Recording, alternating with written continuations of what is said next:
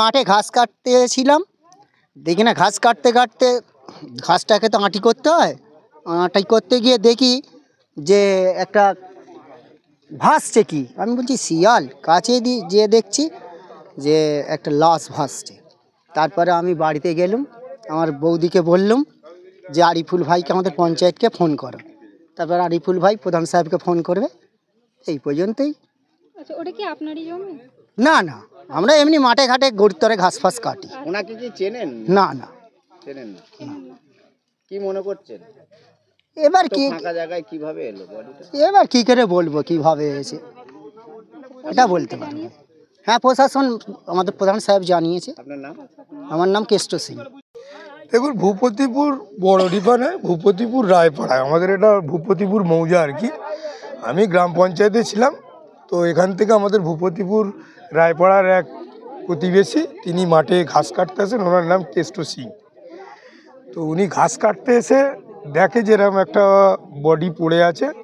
উনি ওই অবস্থায় ভয়ে বাড়ি চলে যায়, গিয়ে বাড়ির লোকজনকে বলার পরে ওরা ওখান থেকে আমাদের গ্রাম পঞ্চায়েত সদস্যকে জানায়।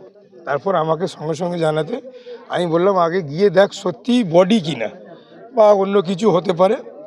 ওরা এসে দেখে যে হ্যাঁ, একটা আননোন বডি পড়ে আছে জলে। সেটা তো বুঝতেই পারছে, জলে পড়ে আছে, বোঝা সম্ভব নয়।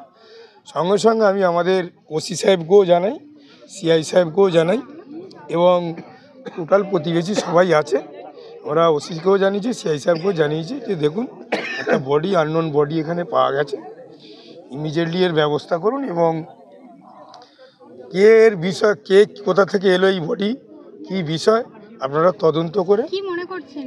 দেখুন, এত বড় একটা বাড়ি বা আশেপাশে কোনো বাড়ি নেই, ফাঁকা মাঠ, এই এত দূরে একটা বডি পড়ে আছে, আমার তো মনে করার কিছু নেই। নিশ্চয়ই পুলিশ তদন্ত করে, প্রশাসন আছে।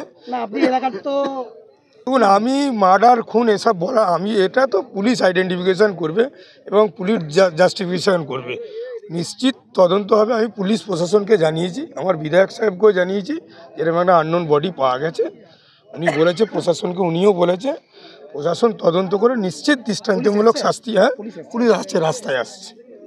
আপনি চাইলে দৃষ্টান্তমূলক সারিয়ে, মানে যে এই কাজটা করেছে তার দৃষ্টান্তমূলক, হ্যাঁ, তদন্তর পর তো জানা যাবে, পুলিশ তো নিশ্চয়ই তদন্ত করবে। এবার দেখুন, যে এই মৃত্যু, কোনো মৃত্যুই তো আনন্দ নয়, যে কোনো মৃত্যুই দুঃখের কারণ।